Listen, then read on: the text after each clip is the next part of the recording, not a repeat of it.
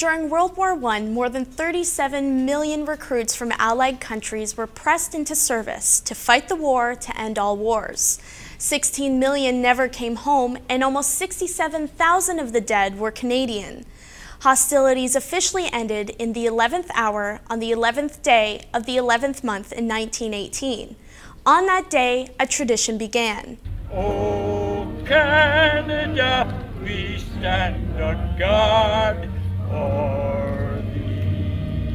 This year, Windsorites gathered around the Cenotaph on the 10th and 11th to take part in the Remembrance Day ceremony.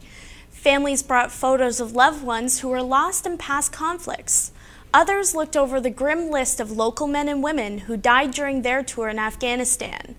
All stood for a moment of silence following the last post. I know I have people come up to me and thank me for going in the services and whatnot. And I guess I was one of the lucky ones came back.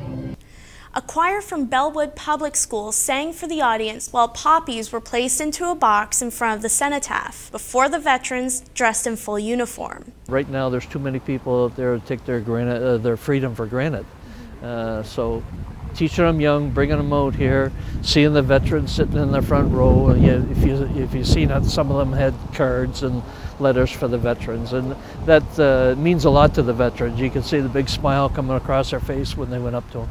The Day of Remembrance is not only for the men and women who have served in the past, but also for those who continue to serve our country during times of war, conflict, and peace. Well, in Flanders Fields, the poppies blow between the crosses row on row. And it symbolizes the birth, the rebirth after the strife of war. It gives me a sense of peace, knowing that if poppies can grow in a field, there's no bombs, there's no war. And it just symbolizes peace to me. I'm Hailey Trealout. Thank you for watching This Moment in History. I'll see you next week.